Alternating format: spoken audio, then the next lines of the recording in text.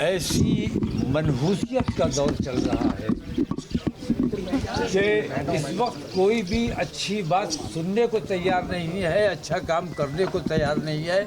और अगर कोई अच्छा काम करना चाहता है या अच्छी बात कहना चाहता है तो उसको बलपूर्वक ज़बरदस्ती रोक दिया जाता है। और सरकार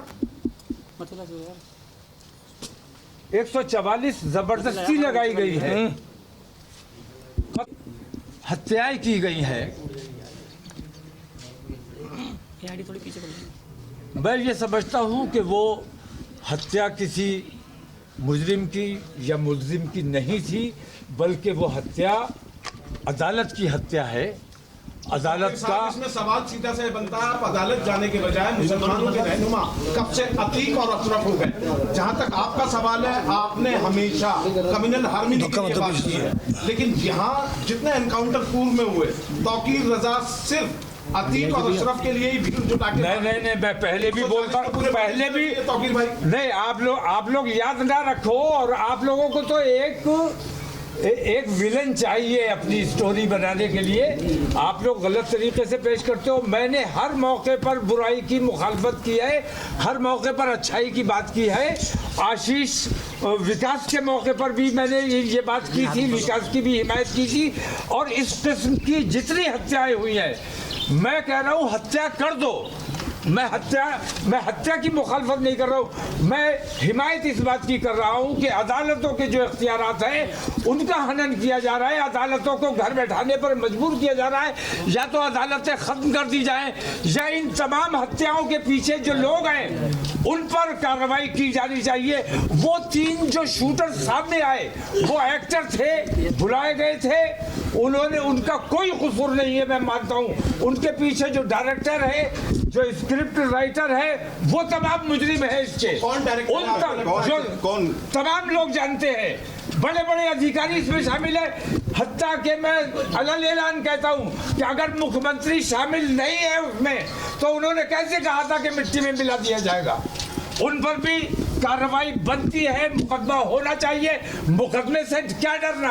अगर तुम साफ हो, सुथरे हो, तो तुम्हें मुकदमे से नहीं डरना चाहिए, इस्तीफा देना चाहिए और मुकदमे का सामना करना चाहिए। आप मुख्यमंत्री पे सवाल उठा रहे हैं। मैं मुख्यमंत्री पे नहीं, मैं ईमानदारी, वो कार्रवाई चल रही है, हमारी लीगल सेल काम कर रही है, हमारे एडवोकेट वहाँ हैं, वो कार्रवाई चल रही है। अब एक सवाल इसी में, मैं अतीक और अशरफ को जानता ही नहीं, मैं कभी मिला नहीं, कभी देखा नहीं उन्हें बराह रास्त मैंने, लेकिन उनकी जो हरकतें रही हैं मुझे उनके बारे में कुछ नहीं कहना है। कितना ही बड़ा मुजरिम हो, आतंकवादी हो, कातिल हो, कुछ भी हो, जब मर गया तो तमाम बात खत्म हो गई। अब जो तमाम मीडिया रात दिन उनके कीड़े बीनने में लगा हुआ है, ये अन्याय आप लोगों को बंद करना चाहिए। ये जुल्म है।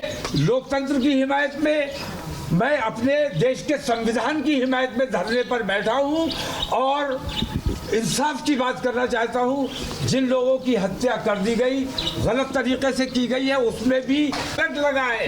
इसको कैसे धोना है? अगर इसी तरह जुल्म करोगे, अच्छे लोगों को अच्छी बात नहीं करने दोगे, जबरदस्ती रोकोगे, तो प्रयागराज वाला कलंक तुम्हारे माथे पर भी लगेगा। तो तुम योगी की पुलिस नहीं है, आप योगी की पुलिस नहीं है, आप हमारे उत्तर प्रदेश की पुलिस है, आप अंग्रेजों की पुलिस नहीं है, आप हिंदुस्तानियों की पुलिस है। आज तक सरकार ने पुलिस मैनुअल तक नहीं बनाया है।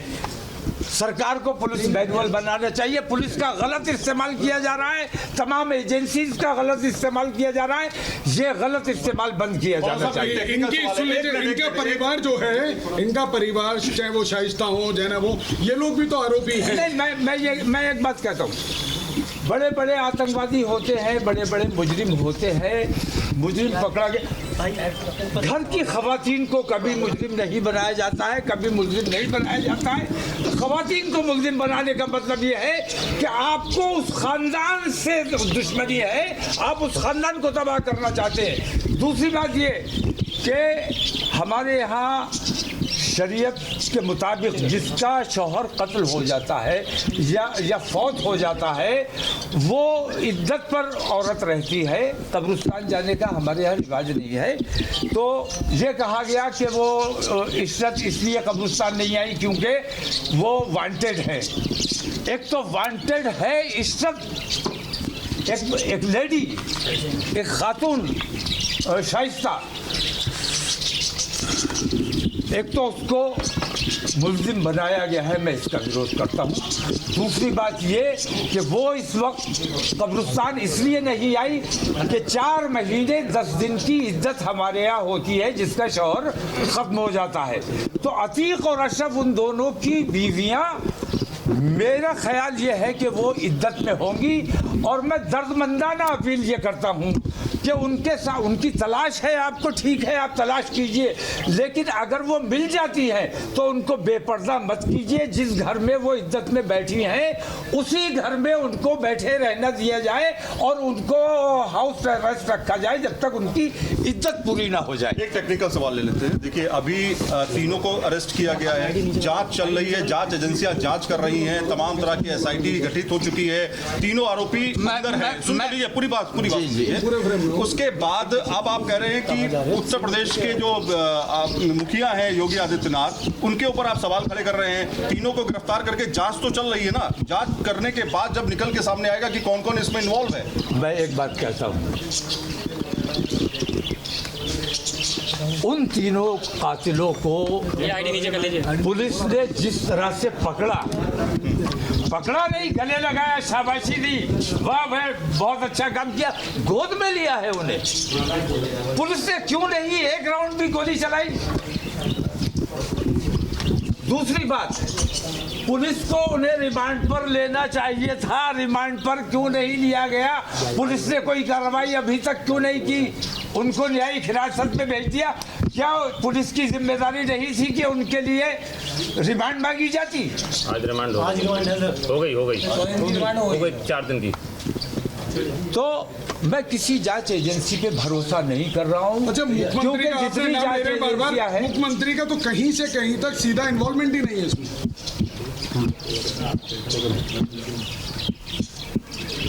इसमें ईमानदाराना अगर जांच होगी, और मैं कहता हूं कि कोई ईमानदाराना जांच नहीं होगी, जांच वो होगी जो बताया जाएगा, जो कहा जाएगा, जो वो जांच हो जाएगी।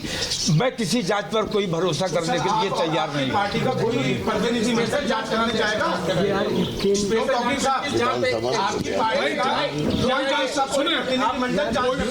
जांच मानो,